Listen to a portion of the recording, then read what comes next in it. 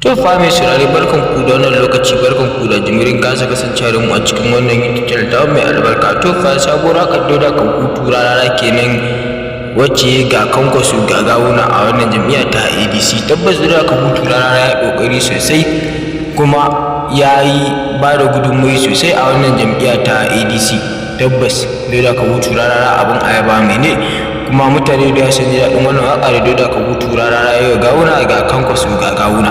Tabbas wannan waƙa ta yi tarar da sosai a social media kuma ta yi yawo sosai, mutane da yawa sun ji wannan waƙa ga Kwankwaso ga Gawuna.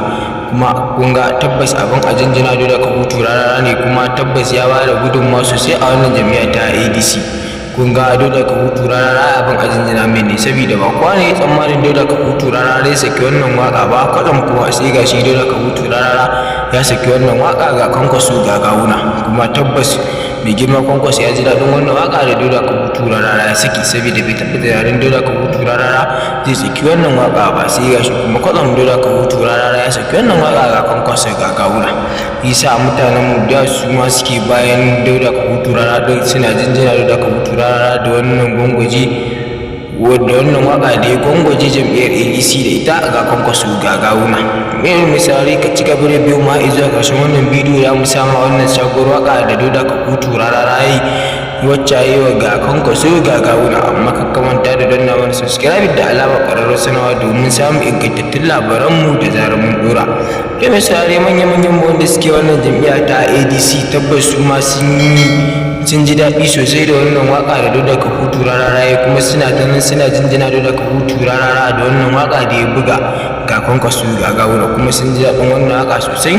Kuma saboda jin daɗin da suka yi Dauda ka hutu rarara ya ce wannan waƙa ma yana nan zai buga wasu sosai, kuma za su yi daɗi sosai, za su yawo sosai, kuma ba don komai ba sai don jin daɗin Gawuna da wannan jam'iyya ta ADC.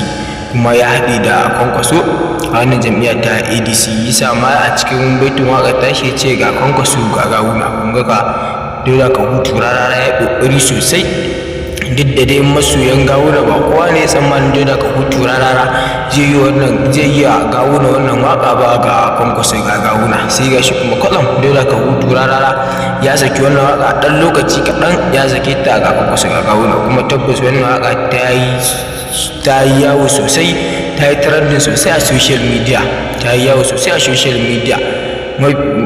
Isa mutane da yawa su ma suke jin daɗin wannan waƙa da Dauda ka hutu rarara yayi, musamman ma mutanenmu na nan gida Najeriya, su ma suna jin daɗin wannan waƙa sosai da Dauda ka hutu rarara yayi ga Kwankwaso ga Gawuna. Kun ga tabbas abin a jinjina Dauda ka hutu rarara ne.